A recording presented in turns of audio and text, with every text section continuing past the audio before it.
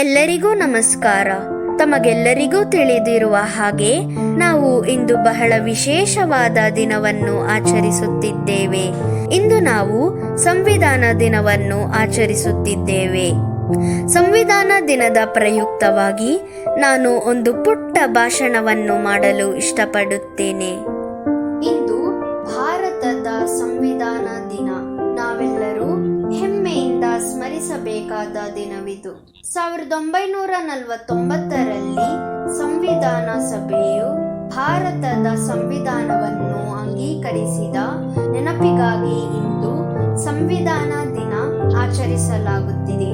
ಇದನ್ನು ಸಂವಿಧಾನ್ ದಿವಸ್ ಎಂದು ಕರೆಯಲಾಗುತ್ತದೆ. ಸ್ನೇಹಿತರೆ, ಸಂವಿಧಾನ ದಿನ ಎಂದ ತಕ್ಷಣ ನೆನಪಾಗುವುದು ಡಾಕ್ಟರ್ BR ಅಂಬೇಡ್ಕರ್. ಭಾರತ ಬ್ರಿಟಿಷರ ಆಳ್ವಿಕೆಯಿಂದ ಬಿಡುಗಡೆ ಹೊಂದಿದರೂ ಆಡಳಿತ ವ್ಯವಸ್ಥೆಯಲ್ಲಿ ಸ್ವಾತಂತ್ರ್ಯ ಪಡೆಯಲು ಕೆಲ ಕಾಲ ಕಾಯಬೇಕಾಯಿತು. 1946ರಲ್ಲಿ ಕ್ಯಾಬಿನೆಟ್ ಮಿಷನ್ ಭಾರತಕ್ಕೆ ಬಂದಾಗ ಸಂವಿಧಾನ ಸಭೆಯನ್ನು ರಚಿಸಲು ಒಪ್ಪಿಗೆ ದೊರೆಯಿತು. ಅದರಂತೆ ಪ್ರಾದೇಶಿಕ ವಿಧಾನಸಭೆಗಳಿಗೆ ಚುನಾವಣೆ ನಡೆದು 389 ಸದಸ್ಯರು ಚುನಾಯಿತರಾದರು. ಇದರಲ್ಲಿ ರಾಜ ಮಹಾರಾಜರ ಆಳ್ವಿಕೆಯ 93 ಸದಸ್ಯರು ಸೇರಿದ್ದರು.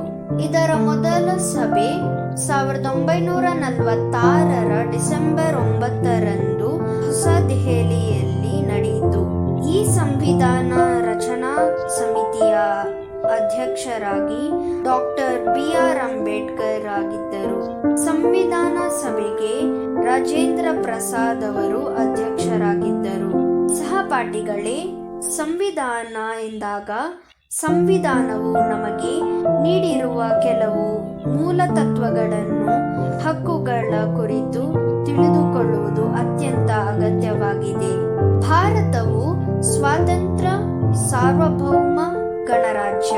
ಕಾನೂನಿಗೆ ಎಲ್ಲರೂ ಸಮಾನರು ಹಾಗೂ ಯಾವುದೇ ಲಿಂಗ, ಧರ್ಮ, ಜನಾಂಗ, ಹುಟ್ಟಿದ ಸ್ಥಳ ಇವುಗಳ ಆಧಾರದಿಂದ ಯಾರಿಗೂ ನೌಕರಿಯಲ್ಲಿ ಸಮಾನತೆಯ ಅವಕಾಶದಿಂದ ವಂಚಿತರನ್ನಾಗಿಸುವ ಅಧಿಕಾರವಿಲ್ಲ.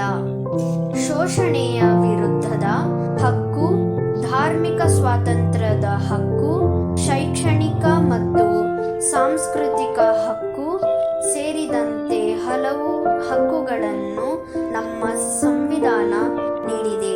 ನಮ್ಮ ಸಂವಿಧಾನವು ಹಲವು ದೇಶಗಳ ಸಂವಿಧಾನದಿಂದ ಉತ್ತಮ ಅಂಶಗಳಿಂದ ರೂಪಿತವಾಗಿದೆ ಎನ್ನುವುದನ್ನು ನೆನಪಿನಲ್ಲಿಟ್ಟುಕೊಳ್ಳಬಹುದು. ಸ್ವಾತಂತ್ರ್ಯ, ಸಮಾನತೆ ಹಾಗೂ ಭ್ರಾತೃತ್ವದ ಪರಿಕಲ್ಪನೆಯನ್ನು ಫ್ರಾನ್ಸ್ ಸಂವಿಧಾನದಿಂದ ಪಡೆಯಲಾಗಿದೆ.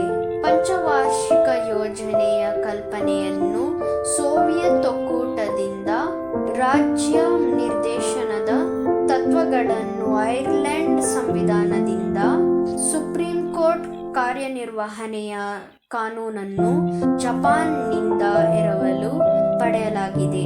ಹೀಗೆ ಹಲವು ದೇಶಗಳ ಸಂವಿಧಾನ ಅಳವಡಿಸಿಕೊಂಡು ಉದ್ದವಾದ ಸಂವಿಧಾನವಾಗಿದೆ. ಸ್ನೇಹಿತರೆ, ನಮ್ಮ ಸಂವಿಧಾನವನ್ನು ಟೈಪ್ ಮಾಡಿಲ್ಲ, ಮುದ್ರಿಸಲಾಗಿಲ್ಲ. ಅದನ್ನು ಇಂಗ್ಲಿಷ್ ಮತ್ತು ಹಿಂದಿ ಭಾಷೆಯಲ್ಲಿ ಕೈಯಲ್ಲಿ ಬರೆಯಲಾಗಿದೆ. ಮೂಲ ಪ್ರತಿಗಳನ್ನು ಹೀಲಿಯಂ ಕವಚವನ್ನು ಸಂರಕ್ಷಿಸಲಾಗಿದೆ. ಗೆಳೆಯರೇ, ಭಾರತದ ಸಂಸತ್ ಭವನದ ಗ್ರಂಥಾಲಯದಲ್ಲಿ ಇದನ್ನು ಸುರಕ್ಷಿತವಾಗಿ ಇಡಲಾಗಿದೆ. ಸಂವಿಧಾನದ ಪ್ರಕಾರ ನಾವೆಲ್ಲರೂ ಸಂವಿಧಾನ, ರಾಷ್ಟ್ರಧ್ವಜ ಮತ್ತು ರಾಷ್ಟ್ರಗೀತೆಯನ್ನು ಭಾರತರಾದವರು ಗೌರವಿಸಬೇಕಾದದ್ದು ಆದ್ಯ ಕರ್ತವ್ಯವಾಗಿದೆ. ಸ್ವಾತಂತ್ರ್ಯ ಹೋರಾಟದ ಸಮಯದಲ್ಲಿ ಹಮ್ಮಿಕೊಂಡ ಆದರ್ಶ ಧ್ಯೇಯಗಳನ್ನು ಮರೆಯದೆ ಗೌರವಿಸಬೇಕು. ಭಾರತದ ಸ್ವಾಯತ್ತತೆಯ, ಏಕತೆ ಮತ್ತು ಅಖಂಡತೆಯನ್ನು ಎತ್ತಿ ಹಿಡಿಯುವುದು ಹಾಗೂ ಅದರ ರಕ್ಷಣೆಗಾಗಿ ಸಿದ್ಧರಾಗಿರುವುದು ಅವಶ್ಯಕತೆ ಬಂದರೆ ರಾಷ್ಟ್ರ ರಕ್ಷಣೆಗೆ ಹಾಗೂ ಸೇವೆಗೆ ಸಿದ್ಧರಾಗಿ ಸೇವೆ ಸಲ್ಲಿಸುವುದು.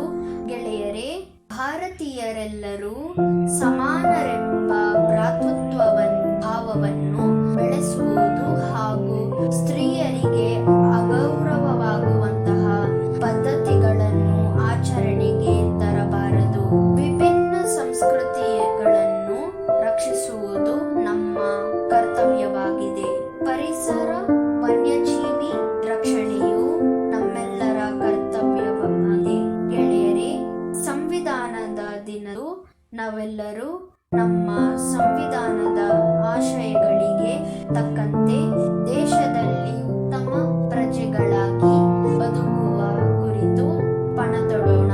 ಮತ್ತೊಮ್ಮೆ ಎಲ್ಲರಿಗೂ ಸಂವಿಧಾನ ದಿನದ ಶುಭಾಶಯಗಳು. ಧನ್ಯವಾದಗಳು.